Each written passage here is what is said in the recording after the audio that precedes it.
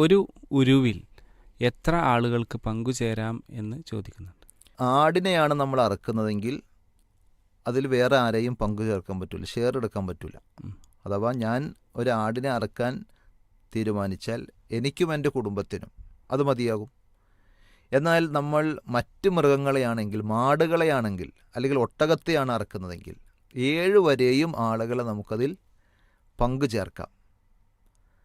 അപ്പോൾ സ്വാഭാവികമായും 70,000 രൂപയുടെ ഒരു മൃഗമാണ് നമ്മൾ എടുക്കുന്നതെങ്കിൽ 10,000-ൻ്റെ 7 ആളുകളെ കിട്ടി. അതല്ല, ഒരാളെ നമ്മൾ 10,000 തന്ന ഒരാളെ നമ്മൾ എടുക്കുന്നു, ബാക്കി 60,000 നമ്മളെടുത്ത്, അതും കുഴപ്പമില്ല. അതായത് 7-ൽ 1 എന്ന ഒരു റേഷ്യോ വെച്ചിട്ട് ആ അനുപാതത്തിൽ നമുക്ക് എത്രയും ആളുകളെ ചേർക്കാം. 7 വരെ. 2 ആളാകാം, 3 ആളാകാം, 4 ആളാകാം, 5 ആകാം, 6 ആകാം, 7 ആകാം, 8 ആകാൻ പാടില്ല.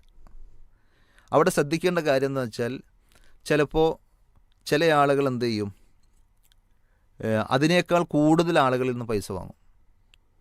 ഈ മൃഗത്തിന് ഇത്ര പൈസ വരും എന്ന് ആദ്യമേ അറിയാതെ ഒരു ഫിക്സഡ് എമൗണ്ട് ഡിക്ലെയർ ചെയ്യും. അപ്പോൾ ആ പൈസ വാങ്ങിച്ച് കഴിയുമ്പോൾ സ്വാഭാവികമായും നമ്മളെടുത്ത ഉരുവിൻ്റെ ആ പൈസ എത്തൂല.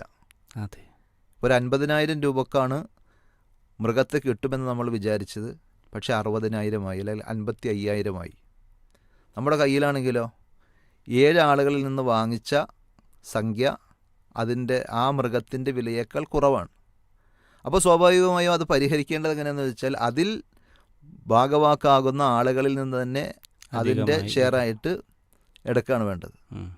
അതൊന്നും ശ്രദ്ധിക്കാതെ വേറെ ഫണ്ടിൽ നിന്നെടുത്ത് അത് വാങ്ങിക്കുമ്പോൾ സ്വാഭാവികമായും അവിടെ 7-ൽ നിന്ന് അധികരിക്കുന്നൊരു ഷെയർ വരും. അപ്പോൾ 7 വരെയുമാകാം, 7-ൽ കുറഞ്ഞാൽ കുഴപ്പമില്ല, 7-ൽ കൂടാൻ പാടില്ല എന്നർത്ഥം.